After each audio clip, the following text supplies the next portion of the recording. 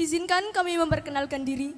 Saya Nur Fatimah dan rekan saya Davin Oktano sebagai MC dari kelas 10 Merdeka 1 akan memandu jalannya acara dalam gelaran Pesona Tatar Pasundan, Harmoni Gerak, Kisah dan Nada.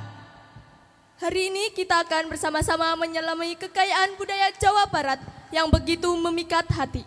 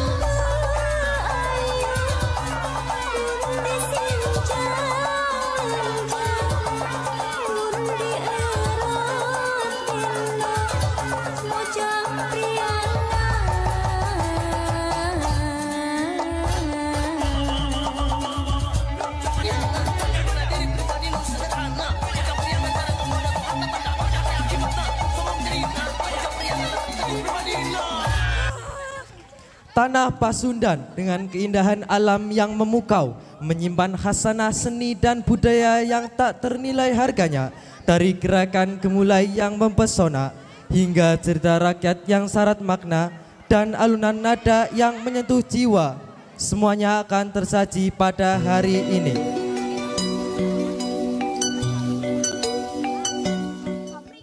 Pada zaman dahulu kala, di daerah Parahyangan, Jawa Barat, ada sebuah kerajaan yang diperintah oleh Ratu Mbiling. Ia seorang ratu yang cakap dan tegas. Umurnya sudah 25 tahun, namun ia tidak mempunyai pendamping. Memang dia tidak ingin menikah.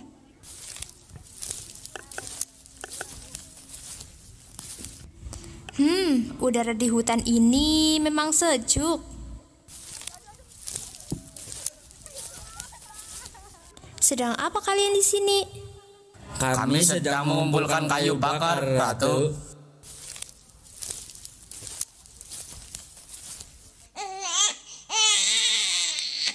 Mengapa ada suara tangisan bayi? Hah? Bayi siapa ini? Mulai sekarang kau akan kujadikan anakku dan kuberi nama Dayang Sumbi.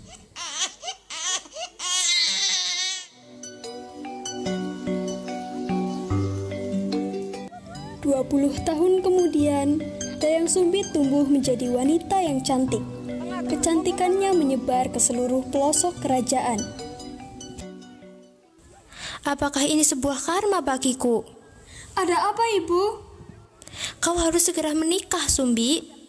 Ampun, Ibu. Sumbi belum berminat untuk menikah. Kau harus menikah, Sumbi. Jangan jadi seperti ibu. Kaulah penerus tahta kerajaan ini. Sumbi, kalau begitu hanya ada dua pilihan bagimu. Mau menikah atau ibu asingkan di tepi hutan. Jangan kembali ke istana, kecuali ibu sendiri yang memerintahmu atau kau berubah pikiran dan ingin menikah. Tapi, Bu... Kau harus segera menentukan pilihan, wahai anakku. Baiklah Bu, Sumbi akan memilih untuk tinggal di hutan. Hah? Apa kau yakin putriku? Memilih hidup susah di hutan dan meninggalkan ibu beserta istana ini? Sumbi yakin Bu, Sumbi tak ingin ada pertumpahan darah hanya karena menerima lamaran salah satu pangeran. Baiklah, kalau memang itu pilihanmu putriku, ibu akan memerintahkan beberapa prajurit untuk membangunkanmu sebuah gubuk. Akhirnya, dengan berat hati, sang ratu mengizinkan anaknya, Dayang Sumbi, untuk mengasingkan diri ke sebuah hutan lebat yang terletak jauh dari istana.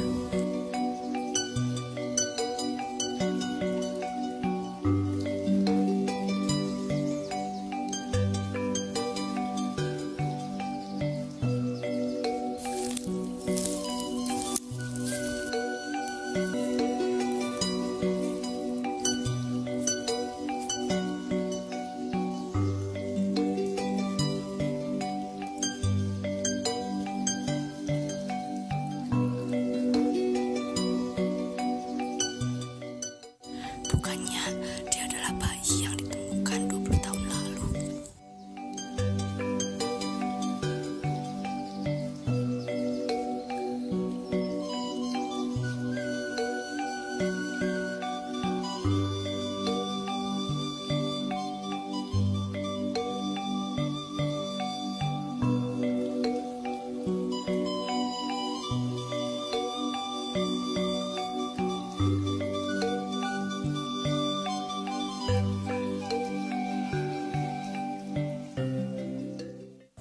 Tugas kami sudah selesai, Putri. Terima kasih prajurit. Jaga diri baik-baik ya, Putri.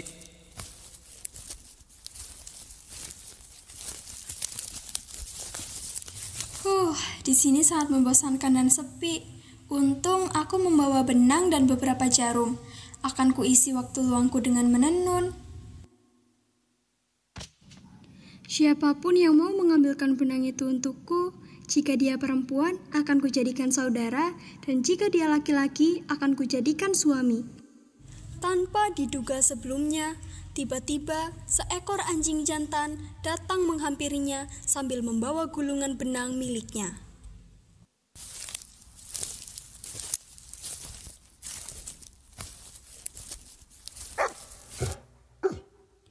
Dayang Sumbi bukan main terkejut, karena yang mengambilkan benangnya adalah seekor anjing.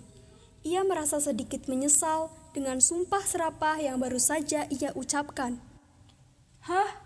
Mengapa di sekitar sini ada anjing? Apa yang baru saja kuucapkan? Dayang Sumbi, kau harus menepati janjimu. Lagi pula, anjing itu memang jodohmu. Siapa itu? Siapa kau sebenarnya? Dan dari mana asalmu? Maaf Tuan Putri, aku adalah titisan dari seorang dewa. Tuan Putri bisa memilihku Tumang. Jadi, kau adalah titisan dewa? Benar Tuan Putri. Tapi, mengapa tadi kau berwujud anjing? Ini adalah kutukan hamba Tuan Putri. Kutukan atas kesalahan yang telah hamba lakukan di masa lalu. Baiklah Tumang, demi menepati janjiku, aku bersedia menjadi istrimu. Dayang Sumbi pun akhirnya menikah dengan si Tumang.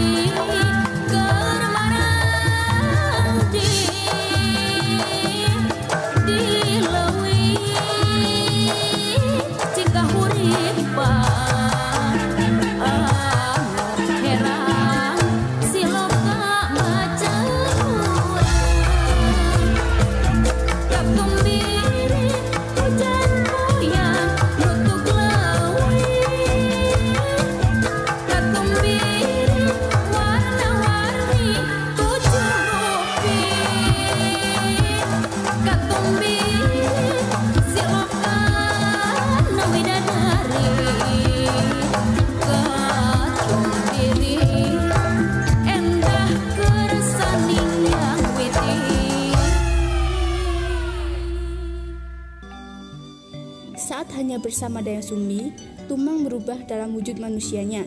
Namun, ketika ada orang lain berada di sekitarnya, ia kembali dalam wujud anjing. Waktu pun terus berlalu.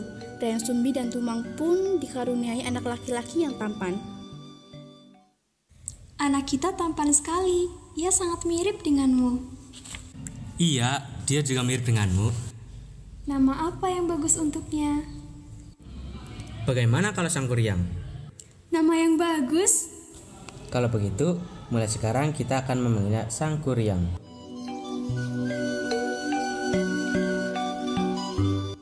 Tak terasa Sang Kuryang tumbuh besar dan pandai berburu.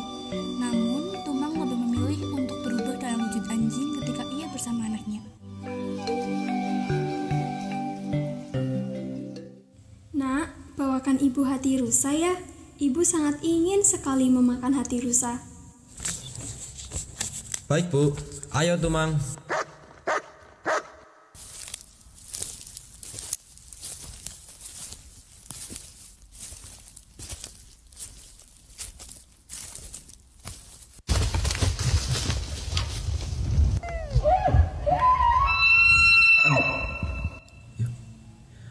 Tumang, kejar rusa itu.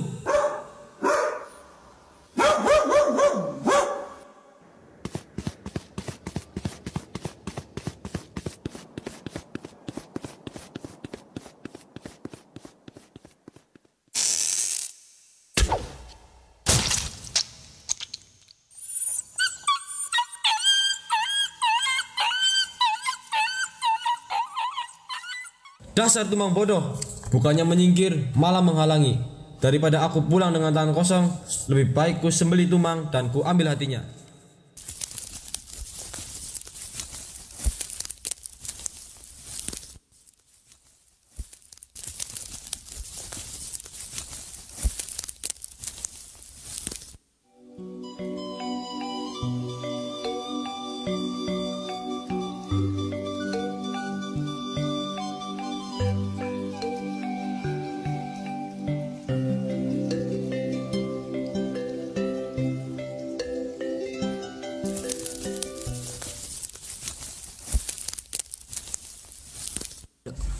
Bu, aku pulang.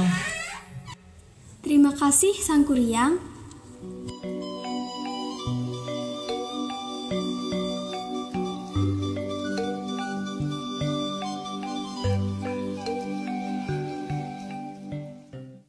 Sang Kuryang, mana Tumang? Bu, anjing itu sudah ku sembelih dan ku ambil hatinya.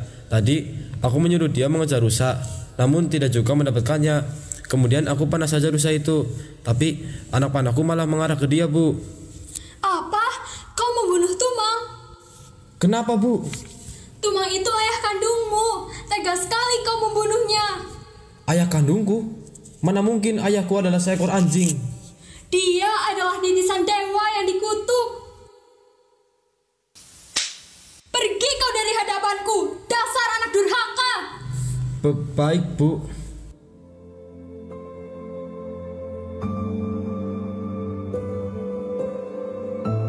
Ia tak tahu kemana ia akan pergi. Perlahan-lahan menyusuri hutan, tiba-tiba ia pingsan.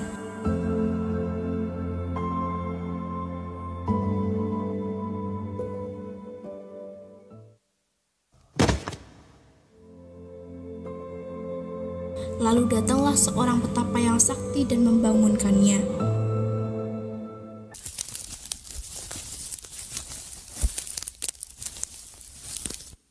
Siapa namamu anak muda? Mengapa kau tergeletak di tengah-tengah hutan? Kakek siapa? Aku di mana? Tenanglah anak muda. Kakek adalah seorang petapa dan sekarang kita di hutan. Bisakah kau ceritakan siapa namamu anak muda dan dari mana asalmu? Sepertinya kau hilang ingatan karena benturan di kepalamu itu. Maukah kau menjadi salah satu muridku? Murid? Ya, murid. Nanti akan ku ajarkan cara bertarung. Baik, Guru. Dan sekarang aku akan memberimu nama Cakagali.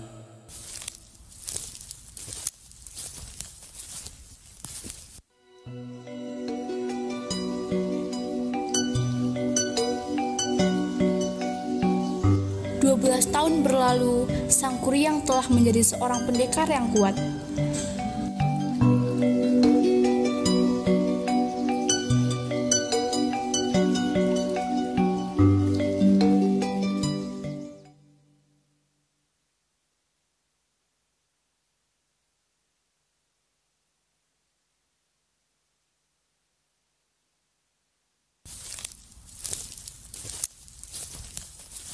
Sudah saatnya kau mengamalkan ilmu yang telah kuajarkan kepada masyarakat.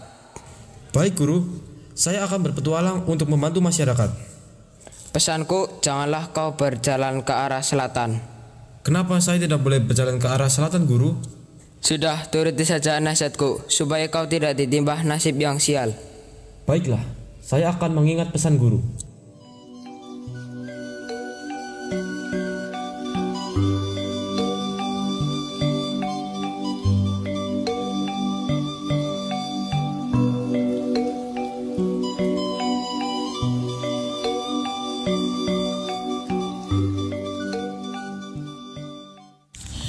Ia segera meninggalkan petapa dan pergi mengembara. Seperti yang dikatakan petapa bahwa Sang Kuryang harus berjalan ke arah utara. Namun ia berjalan ke arah selatan. Ia lupa dengan perkataan petapanya, dan ia melihat seorang gadis lalu berkenalan.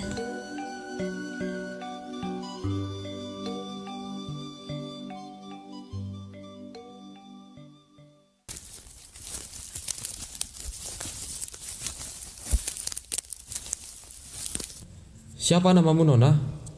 Nama saya Dayang Sumbi, Tuan. Dan siapa nama Tuan? Nama saya Jaka Gali. Bolehkah saya mengantarkan Nona pulang? Tapi saya tidak mengenal siapa Tuan. Tenang, saya ini bukan orang jahat. Baiklah Tuan.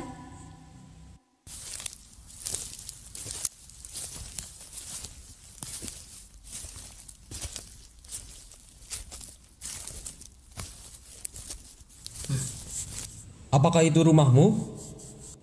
Iya Tuan, itu rumah saya. Rumah yang sangat sederhana. Kalau begitu, saya mohon pamit, Nona.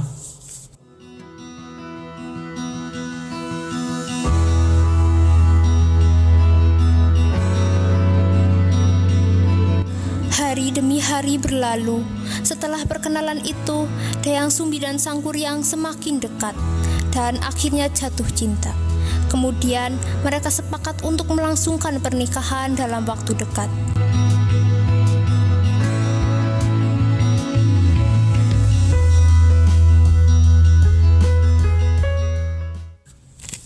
Dayang Sumbi, bisakah kau mengencangkan ikat kepalaku ini? Tentu. Aku rasa ada bekas luka di kepalamu. Benarkah? Benar. Bisakah kau ceritakan sebab lukamu itu? Aku tidak ingat betul apa yang terjadi pada hari itu. Namun, seorang petapa membangunkanku di tengah hutan. Katanya, aku pingsan setelah berjalan menyusuri hutan tak tentu arah.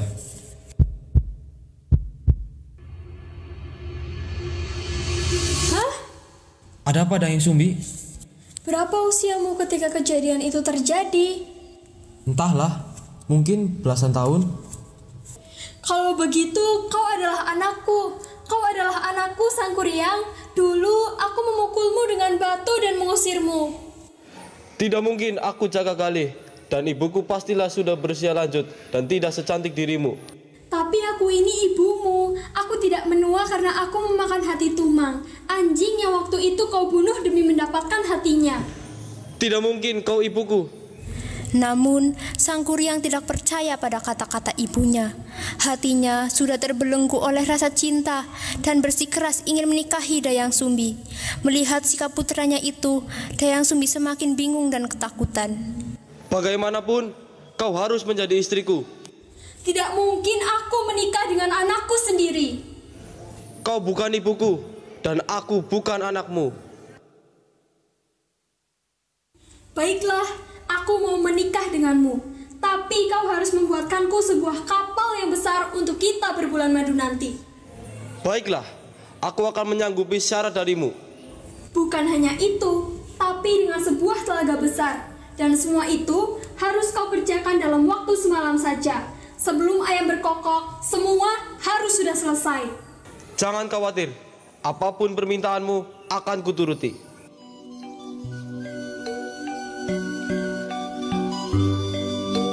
Sang Kuryang segera memulai pembuatan kapal dengan kesaktian yang dimilikinya. Namun ketika fajar terbit di ufuk timur, ia hanya menyelesaikan kapal dan Dayang Sumbi pun datang menghampirinya.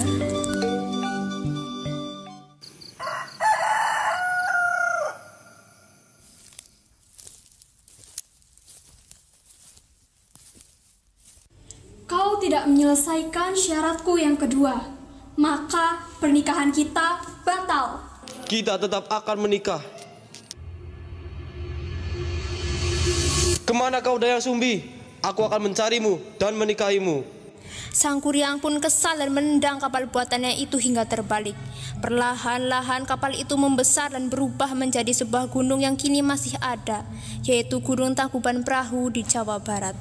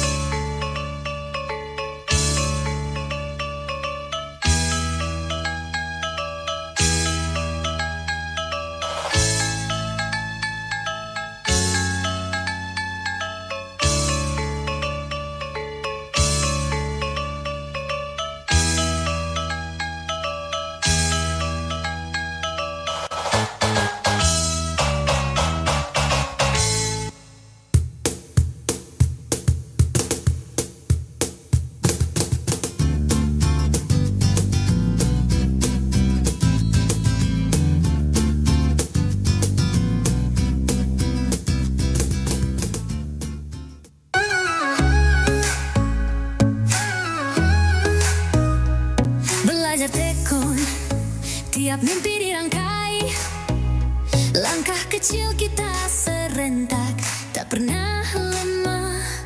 Jiwa mendidik, cahaya tetap menyinari.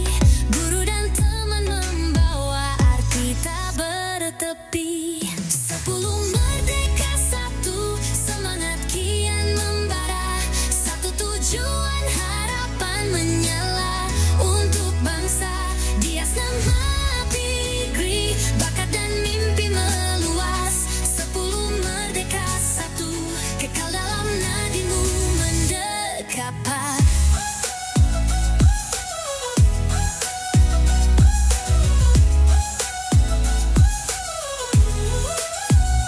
Di ruang kelas ini, mimpi terjalin mengikat. Nilai luhur jadi jalan, tak pernah sesat. Kita berdiri kokoh bagaikan pilar, membangun masa depan, cita-cita tak pudar.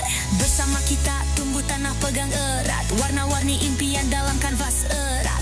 SNM APRI, hulu rasa jadi nyata. Di tempat ini cinta pada Ibu Pertiwi mengadar. 10 merdeka, satu semangat kian membara, satu tujuan harapan menyala untuk bangsa. Di asrama Pikri, bakat dan mimpi meluas. 10 merdeka, satu kekal dalam nadimu mendekap. Bersama langkah maju, waktu melesat tiada kira. Ijazah dalam hati, nama sekolah terpatri abadi.